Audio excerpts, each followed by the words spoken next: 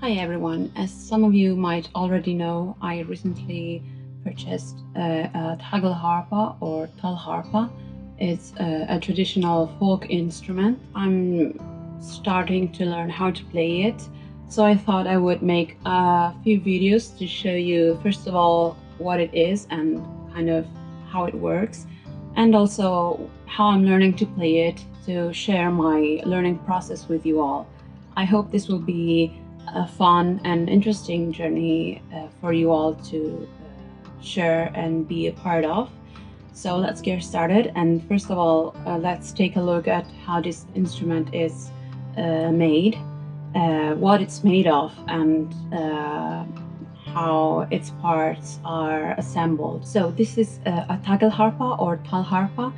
It has also different names and variations from different countries and traditions, so you might see it in different forms from all around the world. I can tell you that this one is made of horsehair when it comes to the strings, and it also has a bow, and the bow is also made of horsehair, and the rest is made of wood. In this case, it's spruce wood specifically. You can see it has a bridge.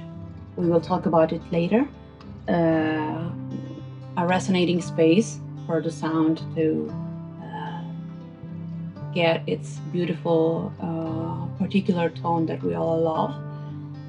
And then this beautiful empty part where your hand goes to make notes with the strings, and then this knobs up here and this knobs down here. We will see later what kind of role they play in the instrument. Like many other instruments, this one also has a tuning. This means that each note makes a sound when you make it vibrate without touching anything else, like this. And as you may know for guitar, for example, the one that I have is built to be tuned for high E, A, and low E, or also high D, G, and low D.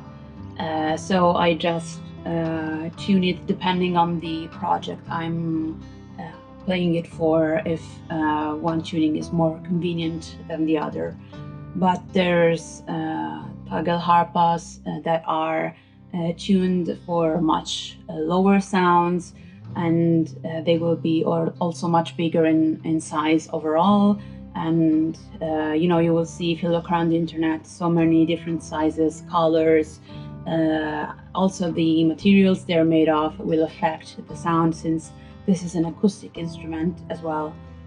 So really, it's a very fascinating instrument in this sense. Even just the smallest detail can change a lot of what its final sound will be when you go and play it. Before I show you how it's tuned, I have to actually go and show you an extra step that some of you might know already if you own or know about how to play a violin, a viola, a cello, or similar instruments, and this is applying rosin. The TAGELHARPA also needs rosin to play smoothly when you place the bow on strings. What happens if you do not apply rosin is that you still produce a sound, but as you can hear, it's very scratchy, it's kind of ugly, your ears will not like it very much.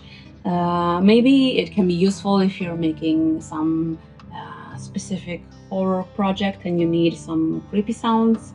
You never know, but if you want a smooth sound for any kind of standard, orchestral folk project, you need to apply rosin to make the string sound beautifully.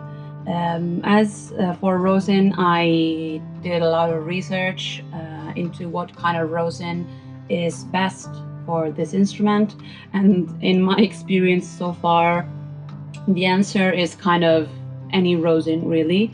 And so what I'm doing in my case is I'm using a black rosin, which is the one that I kind of saw is being used more often by other players. This is the one that I have. Let me show you.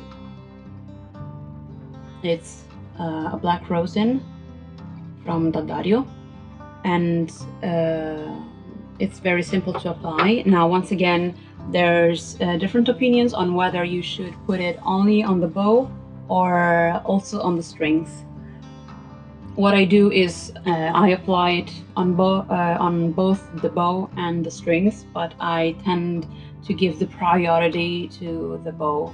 And applying it is very simple. You just put the horsehair of the bow on the surface of the rosin.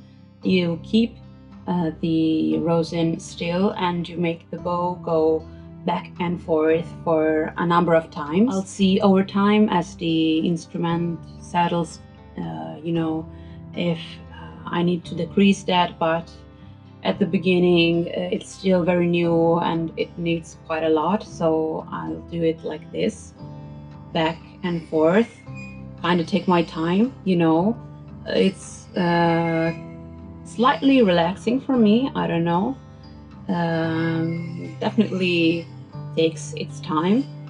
So now I'm just showing an example, but you know, as I said, take your time to apply it for a little bit at the beginning, and don't just put it like on one point of the rosin. Try to make the strings go all over it, so it doesn't consume the rosin only on one spot. That's what I mean, more or less. And go back and forth, as I said, a few times. And, you know, check maybe on the instrument every now and then to see if there's enough, or maybe you need to add a little more. And over time, you'll also kind of understand if you are applying enough rosin or if you need more a lot faster. That's experience for you. And I do the same on the strings, maybe a little more gently, because I feel they are slightly more delicate, and maybe a little less, but this is what I do on the strings. I just go over them, not back and forth, but only in one direction, because I don't know, this is personal, but I feel that I don't want to go on the opposite direction for them. I do the same on the second string, and then on what I call the third string. Just a few times, 2 or 3 times. As I said, you'll find your balance eventually. And then now you've applied your rosin, everything is fine and greasy, and now you're ready to tune the instrument.